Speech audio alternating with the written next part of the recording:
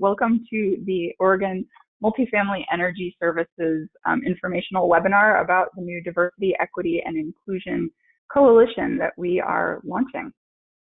Thank you for joining us. I'm Nicole Robleski, and I am the Communications Advisor for the Oregon Multifamily Energy Program, which we also refer to as OR-MEP, and I'll be hosting today's presentation.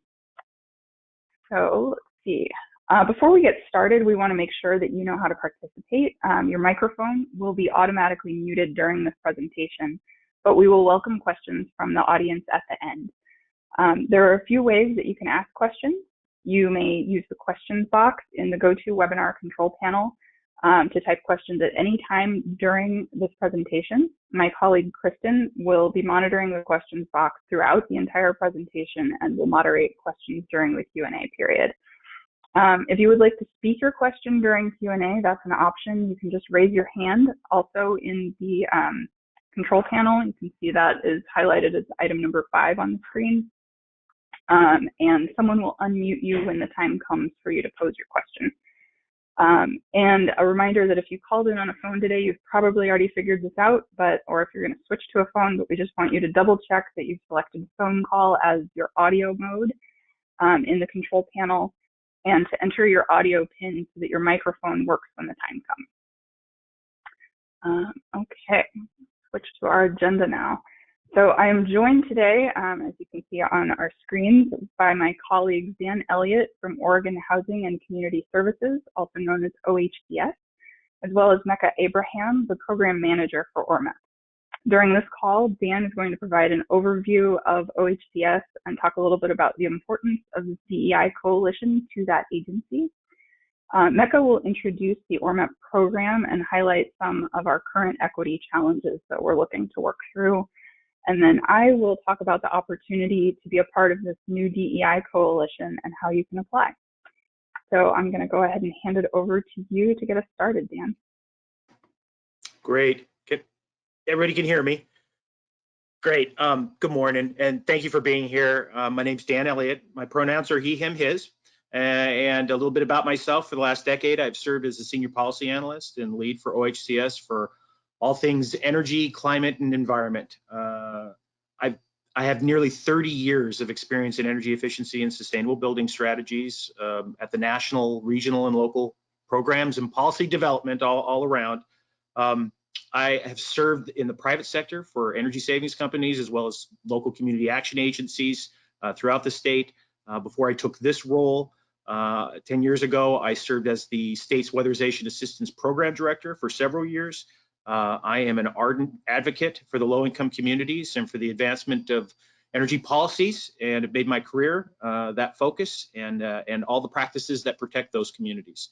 One of my roles is to direct the expansion of our multifamily impacts here at Housing through our affordable housing energy efficiency programs. Today, that's known as the Oregon Multifamily Energy Program, or OR-MEP. Our highest priority in our department, as instituted in our statewide housing plan, is equity and racial justice in all that we do and all that we perform as far as the outgoing programs and the objectives that we're focusing on and are actually refocusing on, or putting the focus where it needs to be. And this is where the coalition comes into play. This is a pivotal point for the whole of state government. This is a change for many of the many agencies. I'm happy to say our agency is leading a lot of that.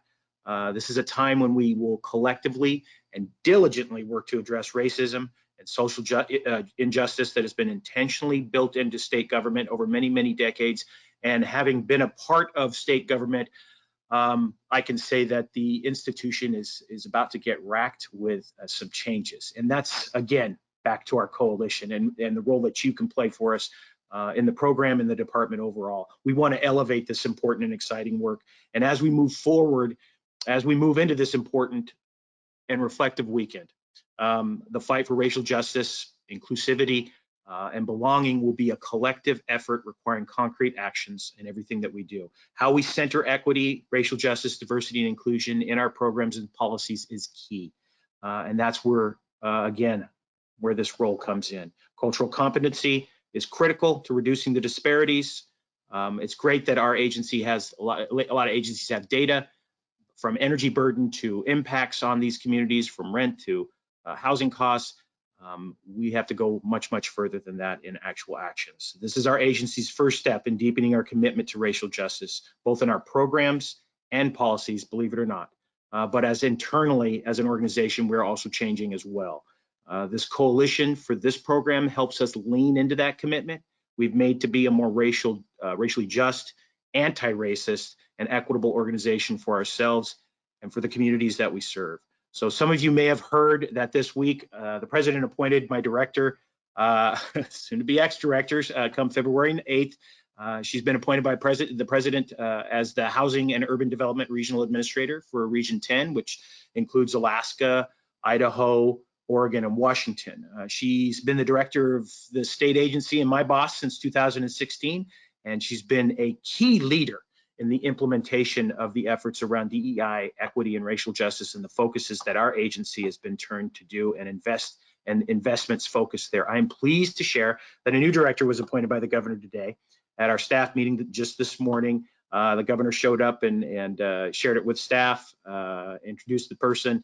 I could not be more pleased as to the selection, albeit I cannot share this name with you, as it would steal the governor's thunder for announcing it this week. So she's called us to silence on that. So the good thing is, I know with this appointment, our goal and objectives are even more strengthened with further resolve. And so with that, I want to thank you again for being here today, and I'm going to hand it back over to the team.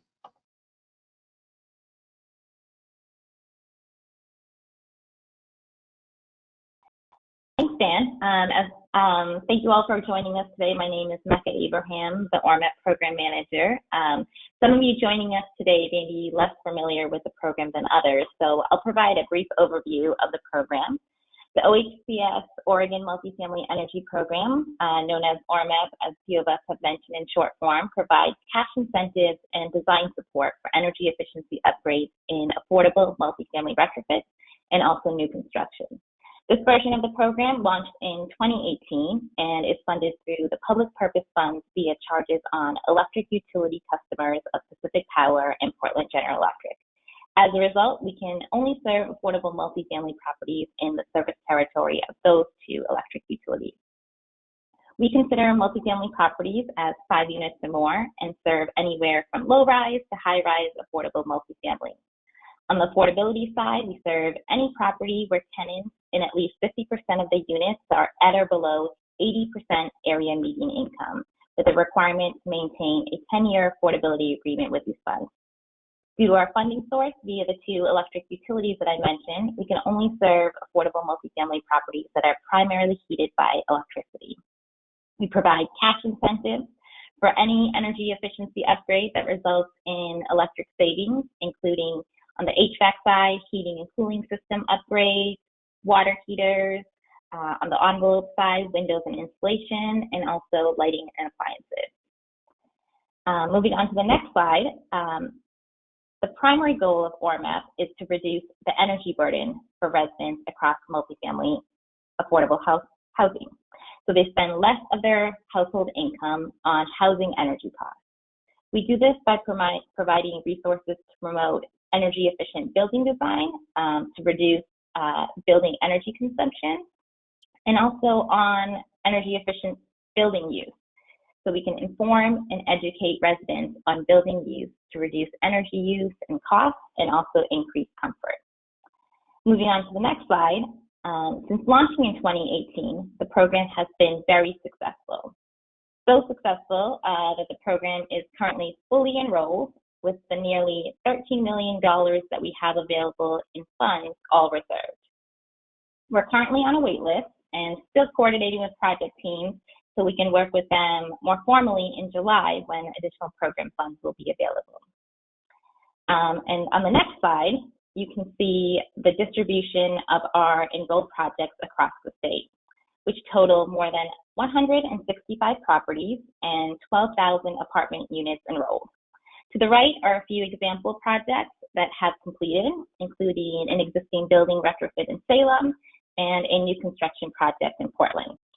We've had the opportunity to work with great affordable housing owners and developers, but despite that success, we know we can do better. There are many program barriers that we can address to equitably serve all of Oregonians. We can move on to the next slide.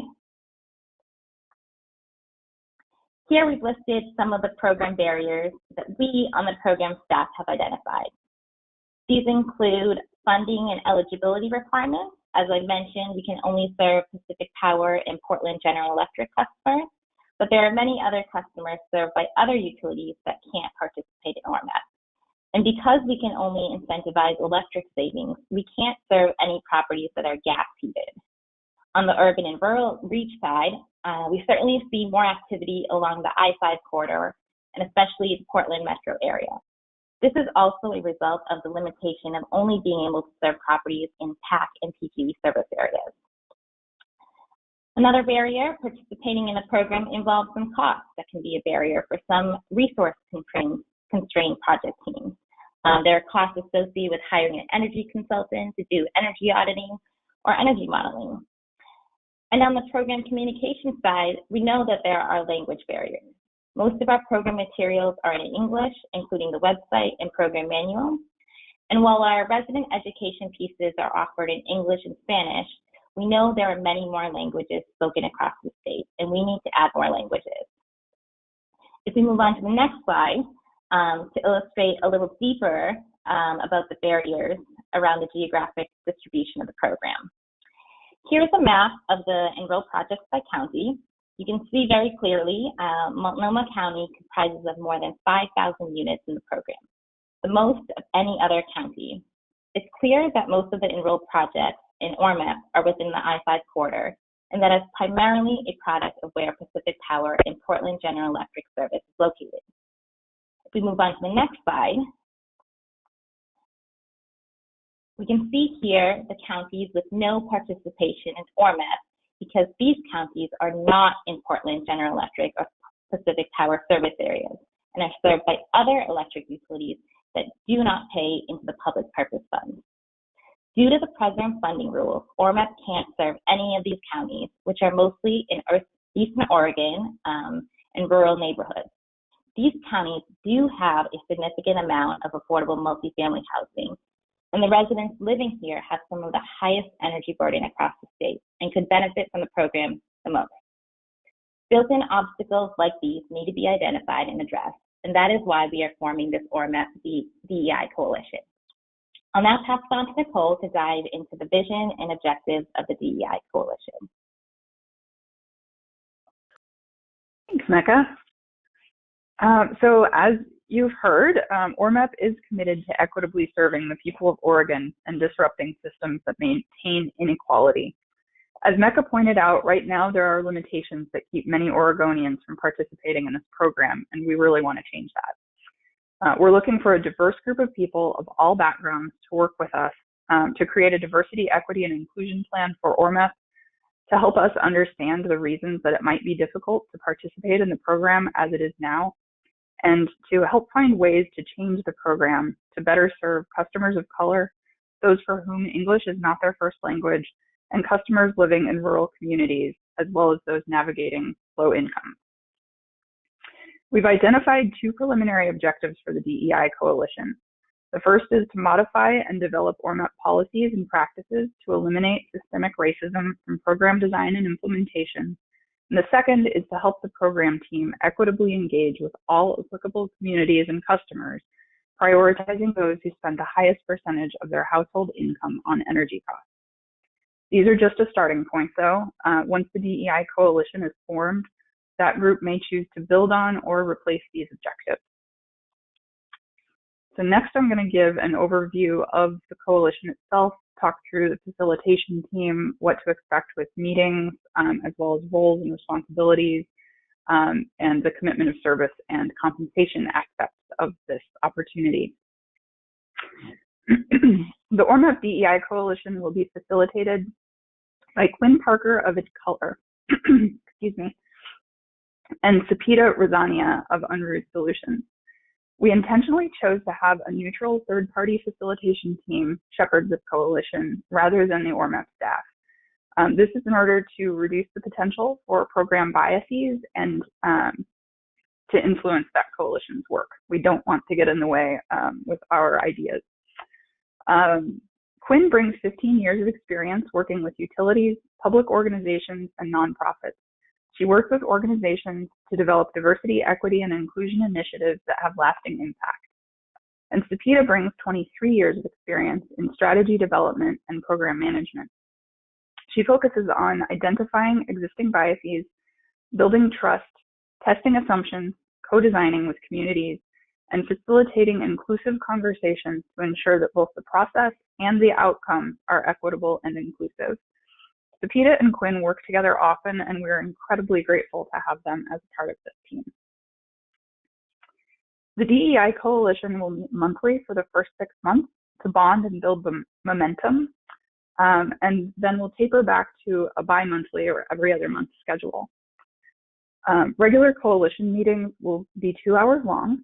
The coalition will likely form subcommittees to focus on specific initiatives, but that is yet to be determined. So the meeting schedule and expectations around those subcommittees is also to be determined based on needs and individual commitments. Coalition meetings will be held online, and coalition members will need the following items to participate: high-speed internet, an internet-enabled device such as a computer or a tablet, a webcam or a video camera that is embedded in or connected to that computer or tablet, as well as potentially a headset or earbuds that have a microphone, especially if you'll be calling from a noisy or shared space. We find that that is a great way to reduce background noise and also helps stay engaged in the meeting. If you do not have one or more of these items, OR-MEP can help. There's a question built into the application form where you can indicate which of these items you need. And if there's a chance that you might need something but you're not sure, you can also make a note of that. We definitely want to make sure that this is as inclusive of a group as possible, and we want to get rid of as many barriers to participation as we can. Also, all meetings will be conducted in English for now. We're currently unable to offer support for coalition members who do not speak fluent English, but we are working to provide this accommodation in the future. We also believe that your time is valuable, and so is your expertise, and so therefore coalition members will be paid $100 an hour for their contributions. Some members may spend more time than others on this work, but all should expect to participate each month for at least 3 to 5 hours and up to 10 hours per month. Coalition members will commit to a minimum 1-year term with the option to extend their tenure annually for up to 3 consecutive years of service. Past members may apply to rejoin the coalition for additional terms after a rest break of 1 or more years if you'd like. So in a nutshell, if you serve on this coalition for a year to 3 years and then you take a break and you want to come back, you're welcome to reapply and you can be part of it again. Let's see. So roles and responsibilities. We've identified 7 kinds of people who will make up this DEI coalition. The colored circles on this slide represent those roles, and the white circles represent the number of total positions that we hope to appoint for each, a range of 1 to 4 depending on the role. So you can see like the yellow circle on the top shows 2 to 3 positions for affordable housing property managers, versus the red circle on the bottom is 1 to 2 positions. That's what that means. Collectively, and with the support of the facilitation team, this coalition will be responsible to develop and commit to a shared mission, to actively participate in meetings, to regularly report to the OR-MEP program team, to review OR-MEP policies and procedures, and recommend ways that OR-MEP can help, or not help, that we can address inequities.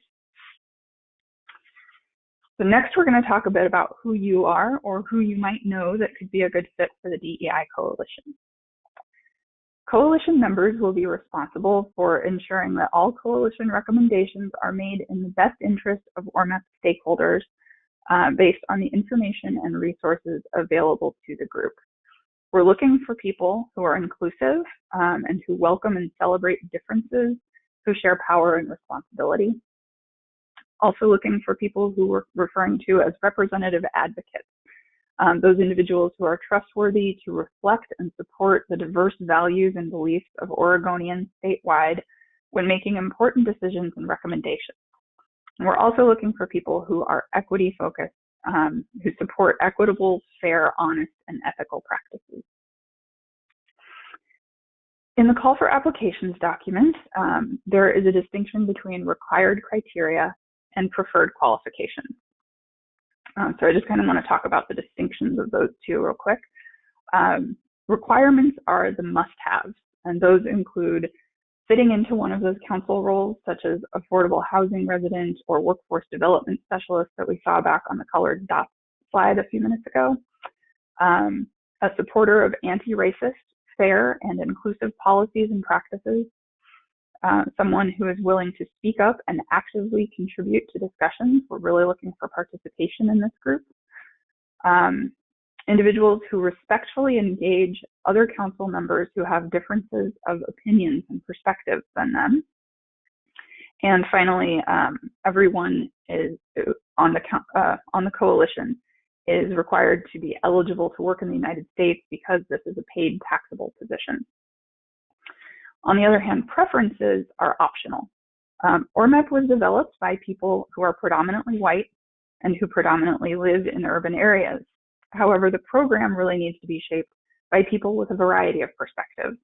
For that reason, the selection committee will give preference to applicants who identify as Black, Indigenous, or people of color, and or who live or work in a rural area. That said, people who are not BIPOC or who do not live or work in rural communities are very much encouraged to apply. We're looking for a diverse group of people of all backgrounds to serve on this coalition. So now for the exciting part, in my mind anyway, how to apply and what that selection process looks like. So the application is online. There's a screenshot of that on the right here. You apply online via a link that you can find either on the OR-MEP website, which I'll show you in just a moment, or you can also find it in the call for applications document. We designed this application process to be as simple as possible because we want this process to be inclusive rather than competitive or unnecessarily difficult. We're trying to remove barriers. Our priority is to find the right people who can help OR-MEP make the necessary changes. We're not necessarily looking for experts who are good at filling out applications. Also, since everyone's time is super valuable, we made sure the application would be as short as possible. It is just 11 questions long, most of which are multiple choice. There are only 3 questions on the form that are like a narrative long form question, and only one of those is a requirement. We also estimate that the application will take less than 30 minutes to apply. It will likely be much shorter and faster than 30 minutes, but that's our kind of target maximum. The selection process. So we will review applications the week of January 31st. Applicants who pass the initial round of the application review process will be invited to an informal meeting where they can get to know the selection committee can get to know them. Both sides will be able to ask questions of each other and just kind of chat. The shortlisted applicants will receive the selection committee's questions in advance. Again, we're trying to make this, constructive for all of us, not unrealistically challenging. Another important thing that I want to point out here is we're planning to hold those informal meetings during the 2-week period between February 7th and February 18th. So if you have a known conflict during that entire time, not just a couple days, but if you're going to be like out of the country for those 2 weeks, please contact OR-MEP via email or phone early in your application process so that we can plan for other arrangements if you're going to be shortlisted. We don't want to schedule conflicts to get in the way of appointing really strong candidates. And then finally, after all informal meetings have been conducted, the council members will be announced to all applicants by February 23rd, if not sooner. Okay, last but not least, some resources during the application process. The OR-MEP website is the best resource for applicants to find information about this opportunity. There you can download the call for applications. You can access the online application form directly. You can skip past having to find it in the call for applications if you know that you're ready to apply. You'll also be able to watch a recording of this webinar. So we're recording right now, and that way you can go back and watch it on demand at your own pace if there were any pieces that you missed or questions that may have been answered here that you don't want to have to ask. But if you do have questions, you can sign up for a Q&A session that we're hosting next week. I'll talk a bit more about that in a moment. You can also find our email address. It's located in the footer of every single page of our website, so it's pretty easy to find, hopefully. And you can submit questions anytime to us by email. And then last but not least, you can read responses to frequently asked questions. That section is going to be going live next Wednesday, January 19th, and we're going to continue updating it as we receive new questions. And then I want to let you know that questions are welcome until the DEI coalition has been selected. So there's no cutoff period for when you have to stop asking questions. So check back on that frequently if you're curious. So Q&A sessions.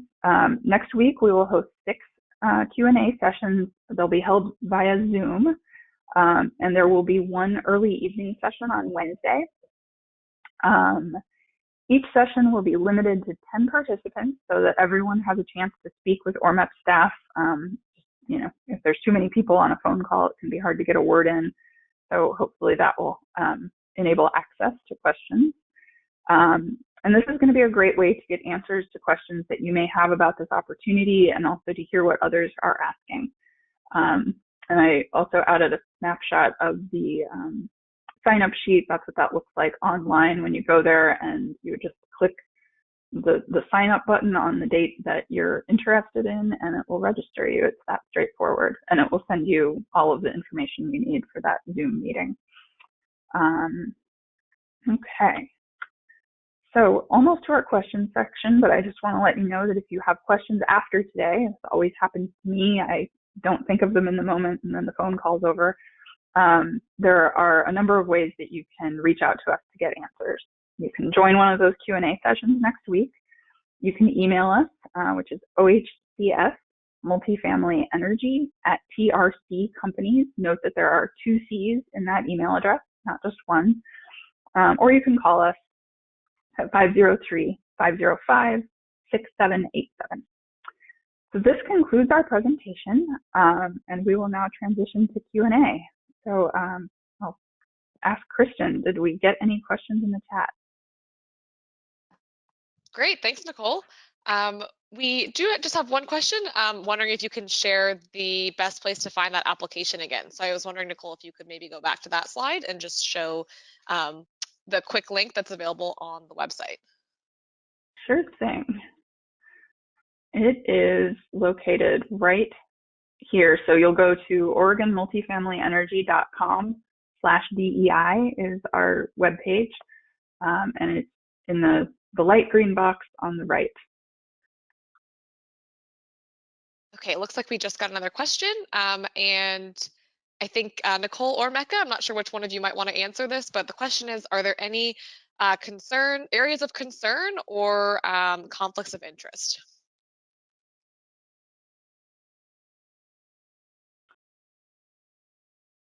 Yeah, I can try to take that. Go for it. Nicole, you can chime in afterwards. I'm curious actually for some more clarification on like the concerns or conflicts of interest side from the person asking the question. On the concern side, we as a program, I spoke through some of the barriers that we encounter in the program, and we forming this coalition to hear from other folks to share sort of their barriers and concerns that they have encountered either in the program as participants or not being eligible to participate. And as far as conflicts, if you have a specific question on like conflict of interest in your role as a participant and also participating in OR-MEP, that there will be no conflicts of interest from our end, but if you have any specific questions regarding participating in OR-MEP and also participating in this coalition, feel free to let us know in more detail. Nicole, did you want to add to that?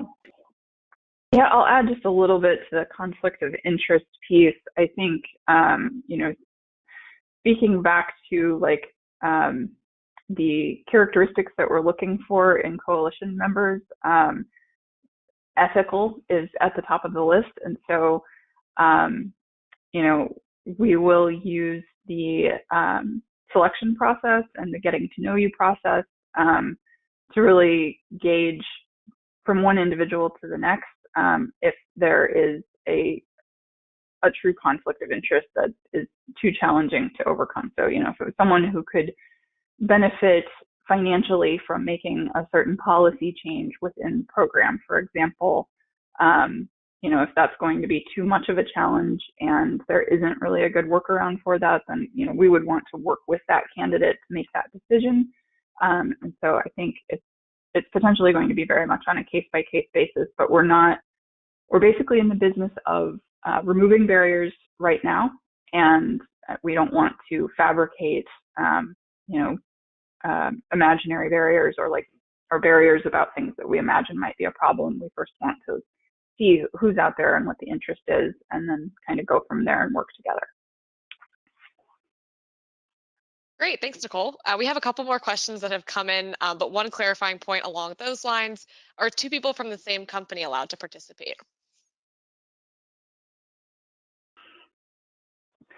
Probably not.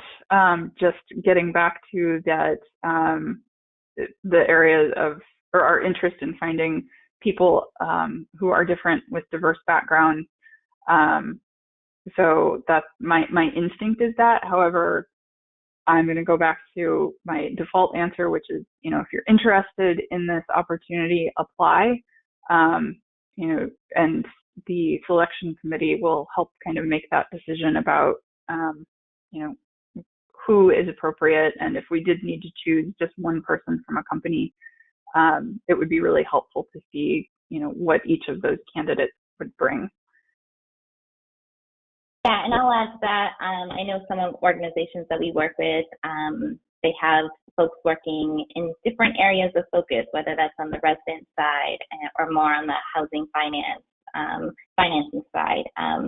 Please do apply, but as Nicole mentioned, we do want to just make sure we're fairly representing both across those roles and from organizations as well.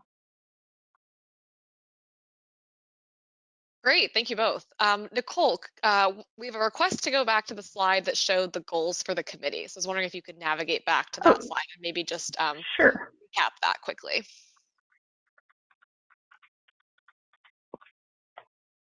I believe this is the slide in question. Yes, I think that looks right. Thanks. Okay, and I think this next question is for Mecca, but I will welcome you to redirect if anyone else is better equipped to answer. So based on what you outlined regarding service areas and Pacific Power and Portland General Electric territories, the question is, would the program use other federal grants to fund the program based on that as one of the barriers? Yes, so at the moment, we're certainly limited by our current funding source with the public purpose funds and only be able to serve Pacific Power and PGE customers. And I'll actually pass it up to Dan because he is very actively working to try to find other funding sources so we can serve more of the state. So Dan, if you have more to add. Sure. Thank you for asking that question. It's extremely valid. One of the things that we've discovered in our in the growth of this program and the applications that come in, we see a sizable amount that are outside the service territory. Now, as housing developers come into us for other funding sources, from our tax credits to OR-MEP to what have you, they need support, and they still need this type of product and service, and they're not able to get it because there's not a state funding source for that. So there are federal dollars that we're looking at tapping into that are coming our way from the I think you've heard of it, the infrastructure bill. So there is some additional dollars that are coming to our state program. I think we haven't heard anything yet, but it'll be going through the Weatherization Assistance Program. It's around $30 million, which is 10 times more than what we get annually. And we will hope to be spending that in 3 to 5 year time. And one of the elements, speaking with the governor, Margaret and I did on Monday, about this, because we were named as one of the agencies they wanted to know what our plans were, and Margaret and I expressed our interest in the multifamily expansion. And the multifamily dollars that come with this are what we call fuel blind, which means that we can use them anywhere. So there are some caveats there that we're trying to work through with the federal office to make sure that they allow for us to use the dollars in a particular way for some more flexibility, because a lot of the rules and guidelines they have are built for the 90s, are from the 90s, 1990s, and we're trying to develop a program that meets with the targets that we know we need to be, these communities we know need the services and need the provisions, and put buildings in place that are ready for the 21st, 22nd century. So this is the type of effort that we're looking for, but we need help as a program and as a department from groups like this, a coalition of shared experience that can come in and say, hey, this is critical here. We recognize that this program is successful delivering in this manner, but we need help legislatively from a governor, from Congress. This type of group as a coalition can have a little bit more power, actually a lot more power. And that's the key word with this coalition. This coalition group will have power. You're not going to be an advisor. They will have power to help us make this, not help us, but to make decisions and to steer us in the direction that the program needs to do to be able to provide the services that we know it needs to. So all that being said, yeah, I'm working on it, and I'm going to need this coalition's help to pull more dollars down from different resources so we can expand the service territory and really hit the targeted groups that we need. We've got a great machine. The machine currently that we have for OR-MEP works well, but it has those limitations to it, and we'd like to expand it. So this is where we need your help. Thanks, Dan. We have a quick follow-up on that, so I might stick with you for a minute if that's okay. Sure. Regarding the public purpose charge, could rural electric co-ops and PUDs opt into the public purpose charge? Oh my, you're asking me a question that's for the legislature. When you say opt-in, well, the public purpose charge goes back to 1999. It was the Senate Bill 1147. It was during deregulation, and so it was specific to investor-owned utilities. So as you qualify with the co-ops and the rules, opting in, I don't think there's 38 of these kinds of utilities surrounded in the state in Oregon right now, and they all do have some sort of provisional program that assists with energy assistance or with energy programs, and some of them they do have some specific programs there all the way around. We do an inventory of them on an annual basis. Now, as far as the opt-in piece of that, that's a question for the legislature, but it is something that we've worked with the COUs, consumer-owned utilities, on, and there is money that we get for weatherization through Bonneville Power Administration. We get about $2 million a year through Bonneville Power Administration that goes through our weatherization assistance program. It's not much, but the focus is multifamily on there. The majority of work that is done in that program for single family detached is stick-built homes, and manufactured homes make up a majority of it. I think they do less than 2%, 1% of their total outputs in those programs are for multifamily. Thus, this program. This program is specifically slated to focus on existing and new construction for those elements. So the opt-in piece on that's another discussion. That's another piece to do. That's another element, but it is something that we're hoping to be able to serve those communities as well in some way. And we think the federal dollars that are coming to us in that infrastructure can help justify or at least show the need there that we can demonstrate and possibly in the future have things that'll be earmarked and help support that. I can say that the services that we provide in weatherization and the combined dollars that are combined are that the COUs versus the IOUs are fairly comparable in their outcomes. And it's just a different way of doing business. As far as how they go about doing it, so there's that. But I'm happy to discuss those with the coalition. So if you're interested in having more discussions like that, put in an application. Great, thanks, Dan. Let's see, Nicole, I think this next question is going to be for you.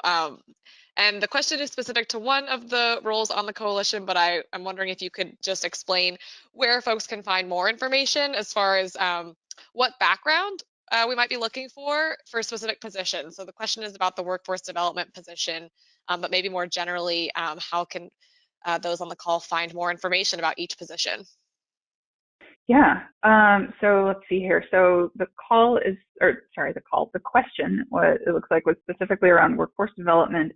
And Mecca, feel free to chime in on this too, but my take on this is we're predominantly, but not exclusively, I think, looking for workforce development specialists who focus on building trades. So this gets back to supporting customers who are in rural areas. It can be really difficult to provide services and installations to people who don't have contractors around them. You know, if the specialty workers for a particular energy upgrade or installation are all based in Portland, but you're in Eastern Oregon, there's just an access issue. So Eastern Oregon, if you've been paying attention to our map, is actually not in our territory. So I exaggerated that one a little, but basically we're looking to figure out how to, partner and close that gap a little bit.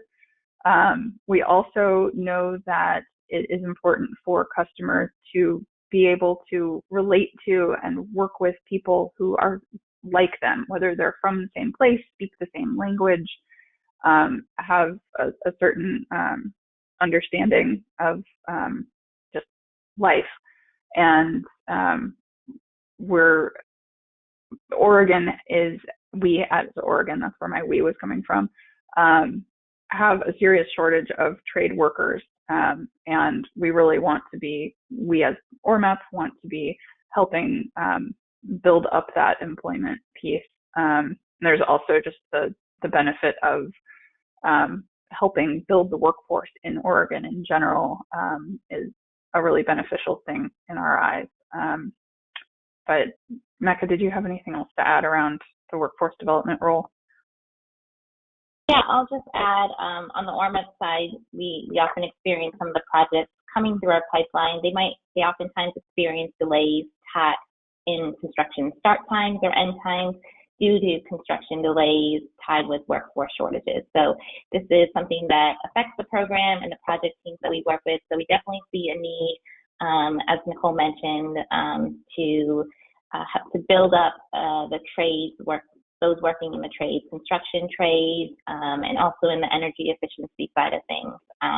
So if you provide job trainings in these areas, do work readiness activities, or support job placements within these trades, we'd love to have you apply.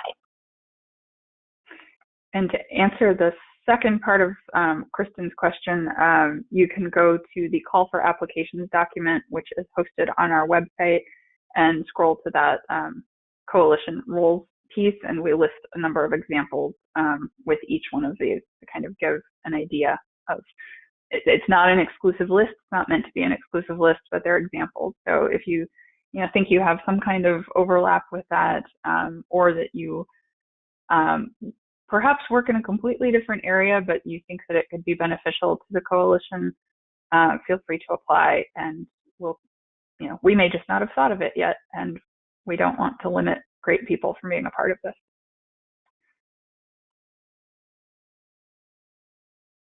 Great, thank you both. We have one more question at this point, but if anyone else has questions, please feel free to add those. And I think we're happy to stick around for a little while longer and continue answering some questions. Mecca, I'm going to direct this one to you, but again, feel free to redirect if needed. Is there any interest or possibility of expanding the definition of multifamily housing? So, for example, including mobile home parks.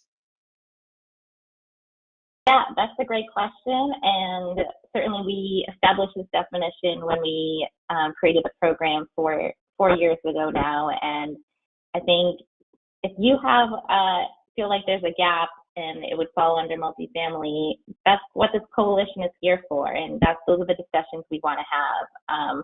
I know Dan works very closely on that area. So Dan, did you want to add anything? Sure, great question. And I have wonderful news for the person probably who asked the question. One of the things is that, yeah, defining. Our focus is on the stick-built right now for the multifamily communities themselves. So those are defined as such in the policy and the programs that we have set up. And that's not to negate, for those of you that know me and my support of manufactured home improvements that need to happen in that community.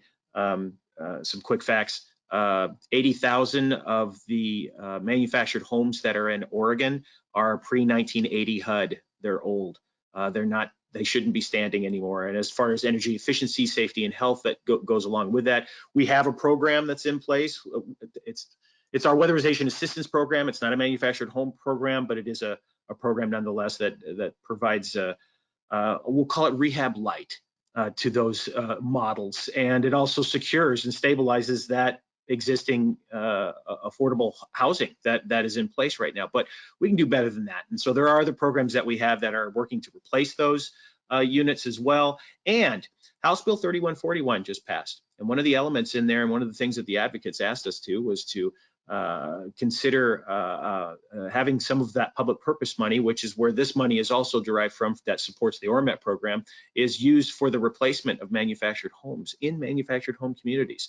And so we are going, in the next several months, we're going to be forming rules, our rule advisory committee for that, for those changes and those programs, of which, wow, perfect timing for the coalition, because the coalition will be forming and we'll be having those conversations right alongside our rules advisory committee. So planned or not, the work will be there, and this coalition will be part of that conversation too. We hope that it'll be able to advise on a more broader scale and not just the multifamily. But in the meantime, consider it. Like I said, put in the application. We'll have the discussion.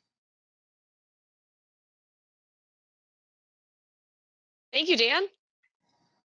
I don't see any other questions at this point. So Nicole, I will pass it back over to you. Okay. Oops, I accidentally pulled out of my presentation.